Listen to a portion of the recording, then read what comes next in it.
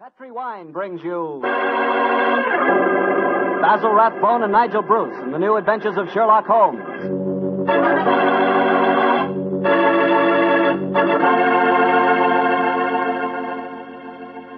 The Petri family, the family that took time to bring you good wine, invites you to listen to Dr. Watson tell us another exciting adventure he shared with his old friend, that master detective, Sherlock Holmes. You know, the lives of Holmes and Watson were not always filled with action. They spent many a quiet evening at home in Baker Street, discussing the problems of the world over a glass of port.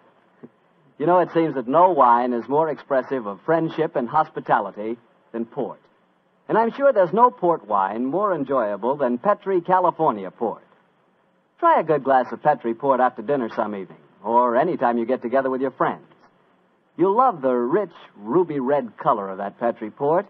You'll love its smoothness and full body, its remarkable and wonderful flavor, a flavor that comes straight from the heart of luscious, hand-picked grapes. Serve that Petri port alone, or serve it together with cake or cookies or with fruit. Yes, and serve it proudly. You can, because the name Petri is the proudest name in the history of American wines.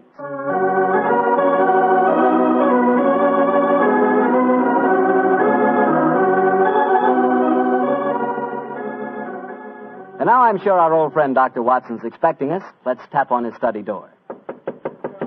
Come in. Good evening, Doctor. Good evening, Mr. Bartell. Come over here by the fire. I was just having a cup of coffee. Would you care to join me? Thanks, that'd be nice. It'll prevent you falling asleep during my story tonight. There's no chance of that, Doctor. From the hint you gave us last week, it sounded like quite a story. It began in a circus in Paris, you told us? Yes, my boy, the circus. A colorful world of sawdust and spangles. A world, Mr. Bartell, that I may tell you confidentially, always held an irresistible fascination for me when I was a youngster. Me too, Doctor. In fact, when I was 8 years old, I fell desperately in love with a lady bareback rider, a stunning creature who wore pink silk tights with gold sequins on them. Unfortunately, my mother caught me writing her proposal of marriage, and I'm afraid that, that's another story, and one that you probably wouldn't find very interesting. I'm sure I would, Doctor, but I think it would be safer to stick to your Sherlock Holmes story. Yes, you're probably right, my boy. Well, it was a winter in the 1890s, and Holmes and I were in Paris. On our second day there, Holmes suggested we attend that night's performance of the Cirque Royale. Needless to remark, I was delighted, Mr. Bartell. And shortly after 9 o'clock that night, I found myself seated beside Holmes in a box near the ringside. It was an incredibly vivid scene, even for that city of color and light. The gay costumes of the women and the gaudy trappings of the ringmasters and clowns looked like a giant kaleidoscope under the blazing glare of the arc lamps.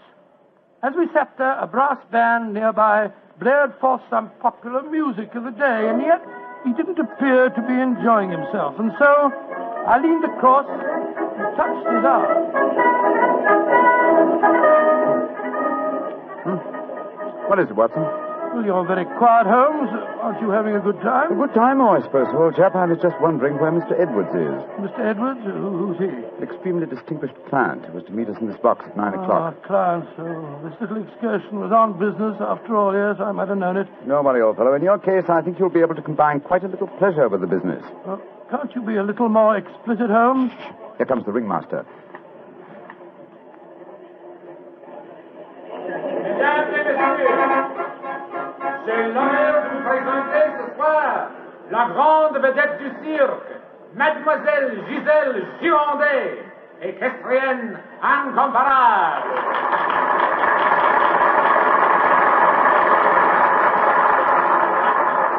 Giselle Gironde, yes, I've heard of her. She's a bareback rider, isn't she, Holmes? Honest in France, old fellow. She also has quite a reputation as a femme fatale. 3 duels have been fought over her.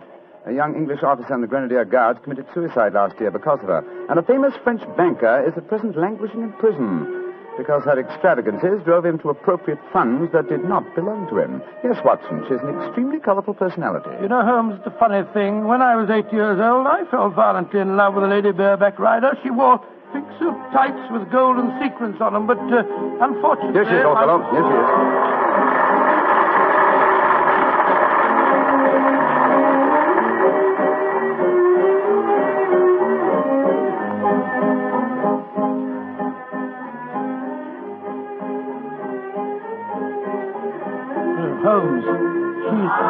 Look at the way she's jumping from the back of one horse to the other. Sheer poetry of motion. The lady appeals to you, Watson. By George, yes, indeed she does. In fact, Holmes, I don't mind telling you that if I weren't a married man and a poor you'd like man... to court the lady, eh? Yes, I should Excellent, indeed. old fellow, excellent. That's the very reason for our attendance at the Well, what circus. in heaven's name are you talking about, Holmes? Ah, there you are. Good evening, Mr. Edwards. Holmes, my dear fellow, how are you? I haven't seen you since that little affair at Windsor Castle when Mother... Excuse me, sir. I am Mr. Mycroft, and this is my friend, Sir William Nigel. Sir William Nigel? Oh, of course. And I am Mr. Edwards. We must respect each other's incognitos, eh? How do you do, Sir William? Well, I'm extremely honored to meet you, Your Royal... Mr. Edwards. How'd you like Giselle? Isn't she a stunning creature? Yes, indeed she is, sir. The four of us to have supper together after the performance tonight, I understand, Mr. Edwards. Well, unfortunately, I can't be there, Mycroft. There's some stupid affair at the embassy which I have to attend. We must postpone the dinner until tomorrow night. Oh, very well, sir. Come over to my hotel a little early and we can discuss the whole business. Personally, I think a lot of fuss is being made about nothing.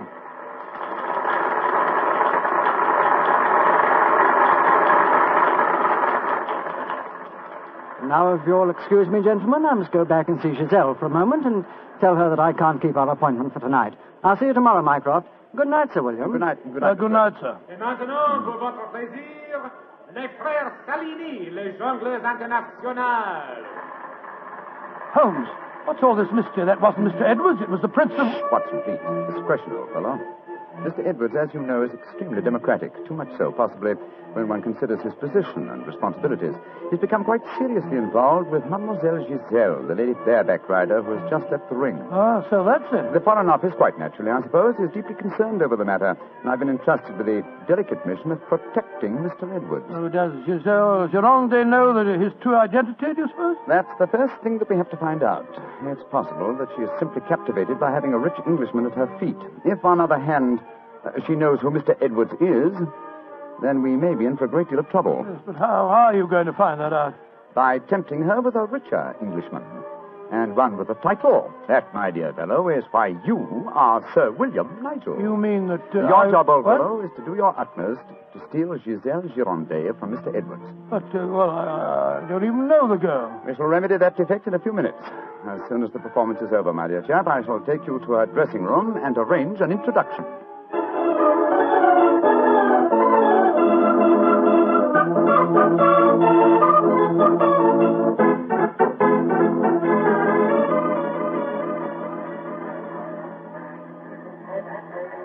I must say, Holmes, the backstage life at a circus is even more colorful than in the ring. What makes you say that, old fellow? Well, I just saw a pinhead having tea with a bearded lady while a sword swallower was standing behind him practicing his act. Oh, hello. See that man standing talking to the girl in tights? Yeah, attractive, isn't she? The gentleman is Inspector Vernet of the French police, an old friend and a distant relative of mine. Vernet, how are you? Ah, Holmes, mon cher ami, comment ça va? No, Vernet, please. On this occasion, my name is Mycroft, if you don't mind, and this is my friend, Sir William Nigel. How do you do, Inspector? Enchanté, Sir William. Permit me to introduce Mademoiselle Yvette Marat. How you do? How do you do, How do you do? What brings you behind the scenes at the circus, may I ask, Monsieur Mycroft? My friend Sir William is most anxious to make the acquaintance of Mademoiselle Gironde. But of course, every man wishes to meet Giselle Gironde. Why not ask Bernet? He will present you to her. Ha! He knows the way. Oh, no, Yvette, chérie, do not begin that all over again. You're in love with her. You've always been in love with her. I wish you were dead. Sometimes I think I could kill her myself. Upon my soul, Inspector, she's a fiery little thing, isn't she? Ah, ça c'est vrai, ça, Sir William. Many times I've told her that Giselle Gironde would never waste her time with a simple police inspector. She prefers a wealthy foreigner. But Yvette ne comprend pas. She does not understand and she does not believe. Mademoiselle Marat was dressed in tights, Vernet. And what does she do in the circus?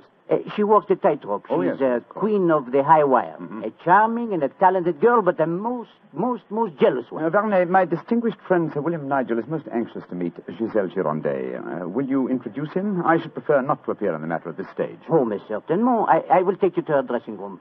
Please come with me, Sir William. Right. I'll see you later, Holmes. I'll be waiting for you, old chap. Good luck. You're a lucky man, Sir William. Giselle has quite a penchant for the Englishmen. And when they are rich and have a title, I am sure she finds them irresistible. You really think so? Oh, but of course.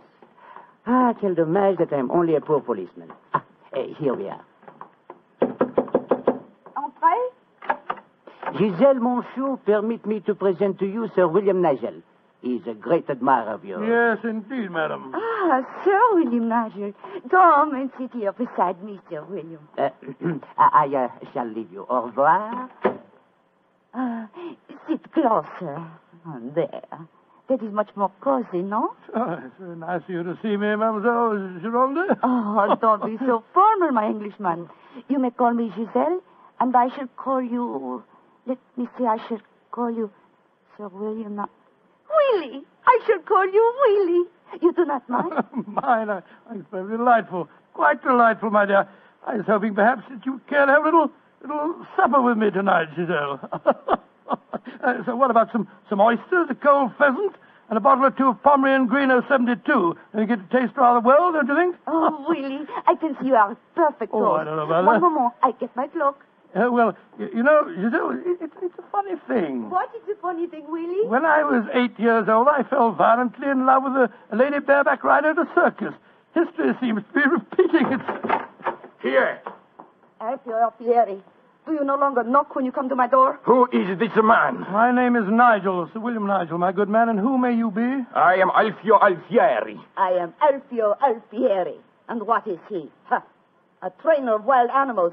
An imbecile. Va-t'en! You must not speak to Alfio in that way. You belong to me. Send this stupid Englishman away. Confounded impudence. Grossier. Belong to you. Giselle belong to no one. Do I have to take my whip to Put you? down that way. Put it down, you scoundrel. Next time it will be your face, You infernal blackguard. Raising your hand against a woman. Shocking. Bravo! Monsieur Willie has knocked him down. He certainly deserved it. Oui. And you in turn deserve something, Willie. Oh, what was that? Come close, Willie, and I give it to you. A little kiss. Oh, kiss? Thanks awfully.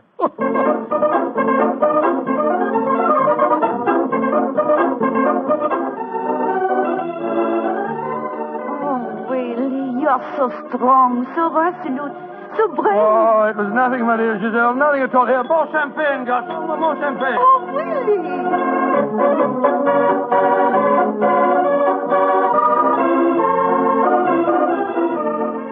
Giselle, Oui, Monsieur Edwards? have a box for the opera tomorrow night. I was hoping that Oh, perhaps... I'm sorry, Monsieur, but my time is occupied. I am showing the delightsome moment to mon cher Willie. Mademoiselle est mieux le collier de perles à 5 rangs ou celui à 3 rangs? He says, which do I prefer, the 5-string color pearls or the 3-string color pearls? What does my Willie think? So that you can't hang too many pearls on a pretty neck like yours. I'll take the 5-string collar, my good fellow. You're doing splendidly, Watson, splendidly. Yes, but Holmes, I felt such a blasted fool handing that jeweler fellow a check signed by Sir William Nigel. Are you quite sure that it'll be Oh, honored? don't worry, old fellow. Remember who our client is. Money is the least important concern in this matter. On with the masquerade, old fellow. On with the masquerade.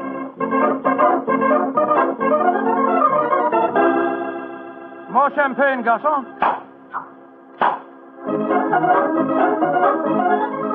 Willie, you are such a headstrong boy. More champagne. Citadel, you dear little thing.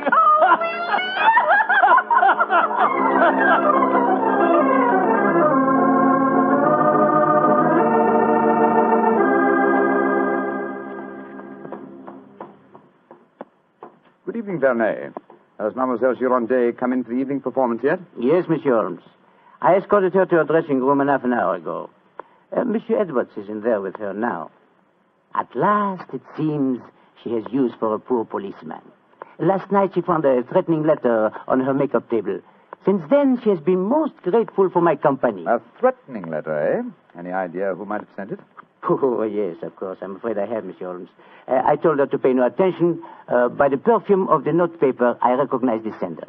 A jealous tightrope walker called Yvette Marat. Oh. Poor Yvette. She would make a very inferior criminal, I'm afraid. Still, Giselle asked me to stay outside her dressing room till the performance starts.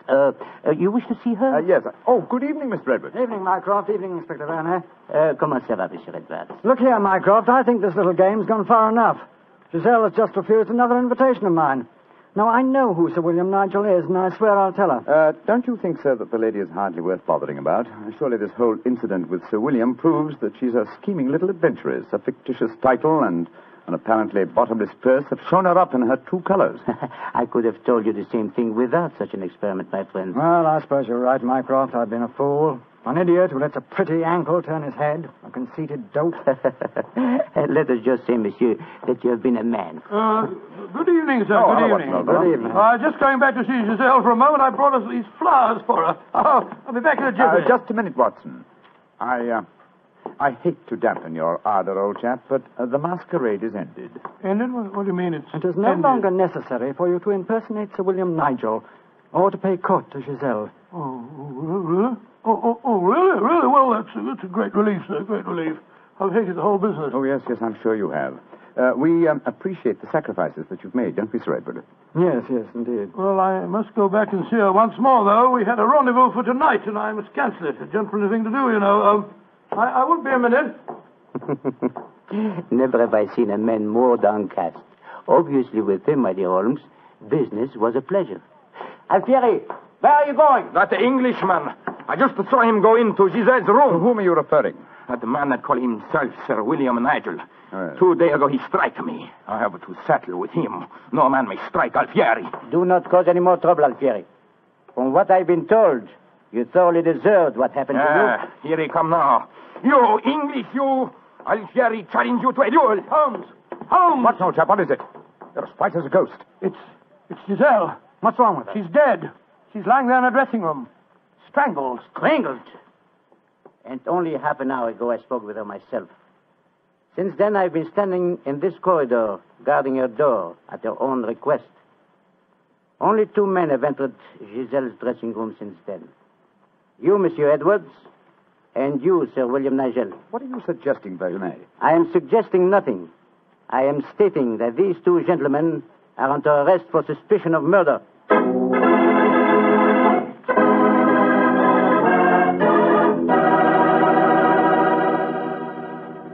Dr. Watson's unusual story will continue in just a few seconds. Time I'd like to take to remind you that one wine that seems to be the outstanding favorite among the ladies is Petri California Muscatel. That's probably because, like a beautiful woman, Petri Muscatel is subtle and intriguing. Petri Muscatel is the color of burnished gold.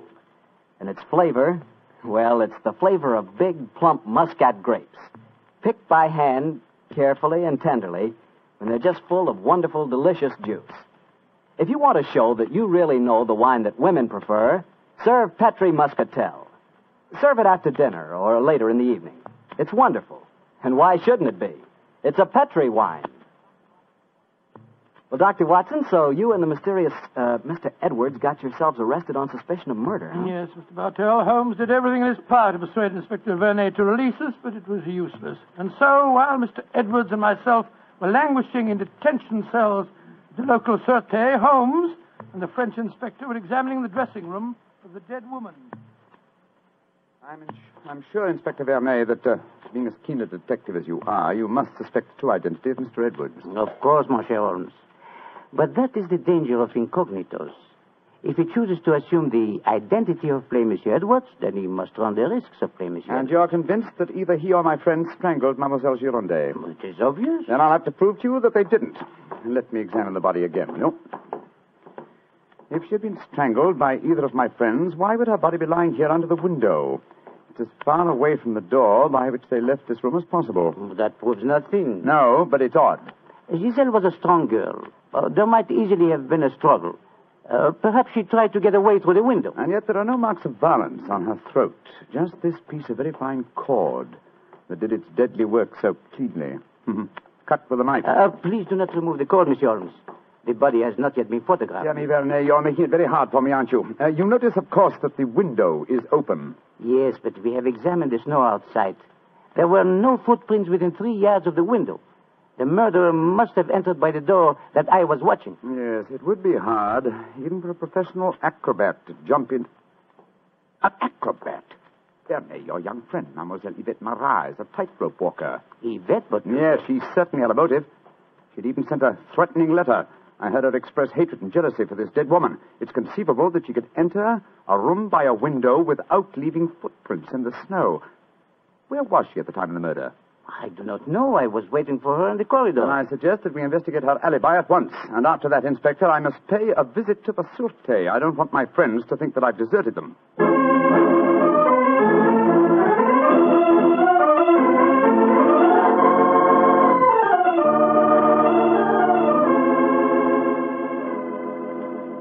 Excuse me, sir. Yes, Holmes.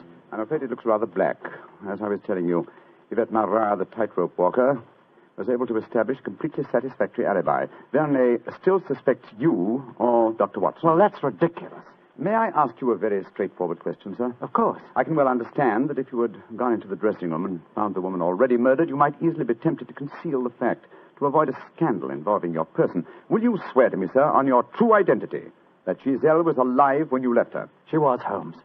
I swear it. Thank you, sir. That's all I wanted to know.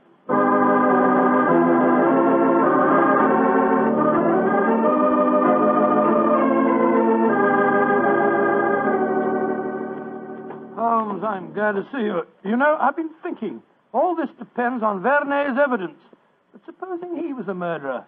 He told us that Giselle had turned him down, you know. I'd thought of that, but Mr. Edwards swears that Giselle was alive when he left the room. And yet that means that Mr. Edwards... Oh, no, it's unthinkable. Holmes, you're not suggesting. Holmes, if I thought that were possible, I'd confess to the murder myself. My life wouldn't matter if it'd save a scandal like that. Great Scott, it'd shatter the empire. Dear old Watson, you shall not sacrifice yourself. You're as valuable a British institution as the Lion himself. No, my dear fellow. We shall never sacrifice you, not while my mind is still capable of... My mind?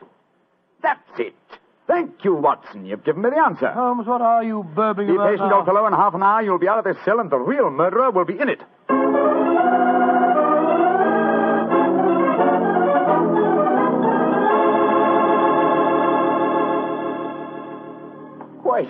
Questions. Why must Alfieri answer so many questions? Because he will not yet tell the truth. You murdered Giselle Girondet. How many times I have to tell you I did not kill her? Why should I want to harm her? Because you were jealous.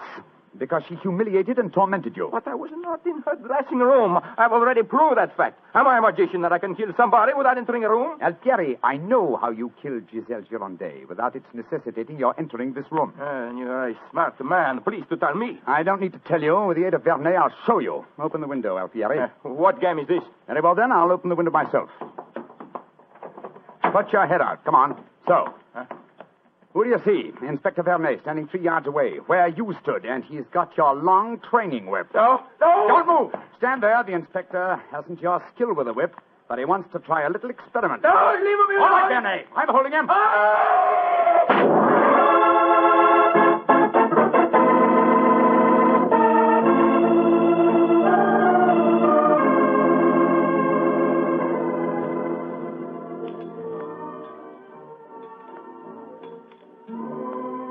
Well, Mr. Edwards, well, sir, this is a pleasant change from a prison cell, isn't it? It certainly is. Holmes, I can't tell you how grateful I am. I still don't quite understand how you did it. Watson, in rather a roundabout way, was responsible for giving me the clue. Oh, how's that, Holmes? Well, on more than one occasion, old chap, I've had cause to deplore your rather florid style of writing. Tonight, I was very thankful for it. When I began to speak of the capabilities of my mind, suddenly I remembered a phrase of yours in which you referred to its whip-like rapidity and accuracy. That, of course, made me think of Alfieri, the animal trainer. Exactly how did he kill the poor girl? Well, sir, he stood outside the window, far enough away to leave no incriminating footprints. Called to Giselle, probably persuaded her to lean out, then snapped the whip around her neck, pulling it tight and strangling her. And then I suppose he cut the cord and let the body fall back into the room. Precisely, old fellow. We found a whipstock among his tackle, a whipstock from which the lash had been cut. The stub of lash left matched the cord around the dead girl's throat. Amazing business. And I don't mind telling you, fellas, I'm very thankful to be through with it. Yes, so am I, sir. In fact, I wouldn't be at all surprised if this whole incident cures me of my love of circuses. Oh, I didn't know you had a predilection in that direction, Watson. Oh, yes, sir. Yes, if you don't mind my saying so. When he was 8 years old, he fell in love with a lady bareback rider. Didn't you, Watson? Indeed. What happened? Well, sir, I don't remember her name, but she wore pink silk tights with golden sequins on them. And I wrote her a rather hot-headed letter. Unfortunately, my mother...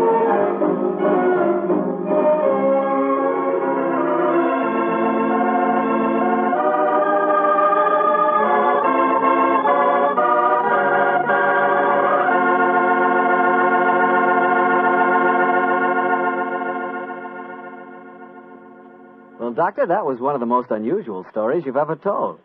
And I might say you played a very prominent part in that case yourself. Oh, I suppose I did it. That, Mr. Bartell. Giselle was a beautiful girl.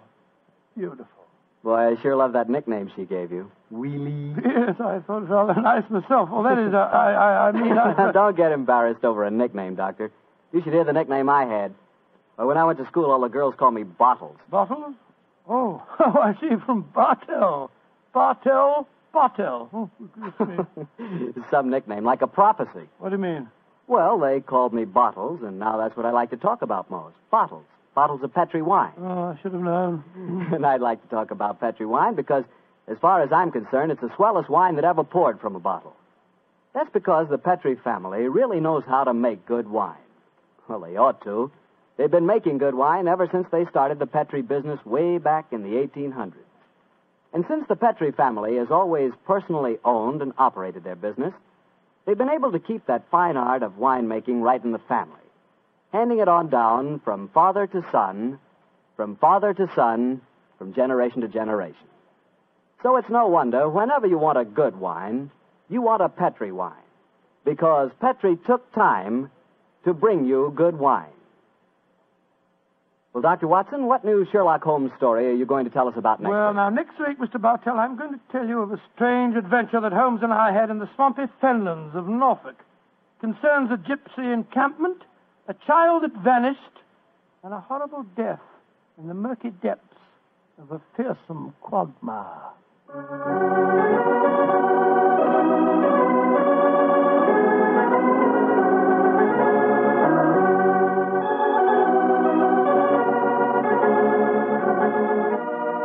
Tonight's Sherlock Holmes adventure was written by Dennis Green and Anthony Boucher and was suggested by an incident in the Sir Arthur Conan Doyle story, The Adventure of the Three Students.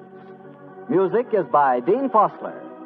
Mr. Rathbone appears through the courtesy of Metro-Goldwyn-Mayer, and Mr. Bruce through the courtesy of Universal Pictures, where they are now starring in the Sherlock Holmes series.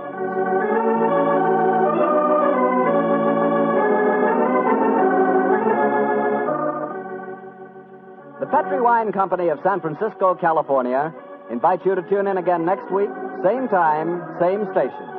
Sherlock Holmes comes to you from our Hollywood studios.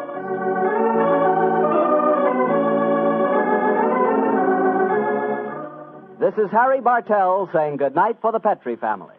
For a solid hour of exciting mystery dramas, listen every Monday on most of these same stations at 8 o'clock to Michael Shayne, followed immediately by Sherlock Holmes. This is the Mutual Broadcasting System.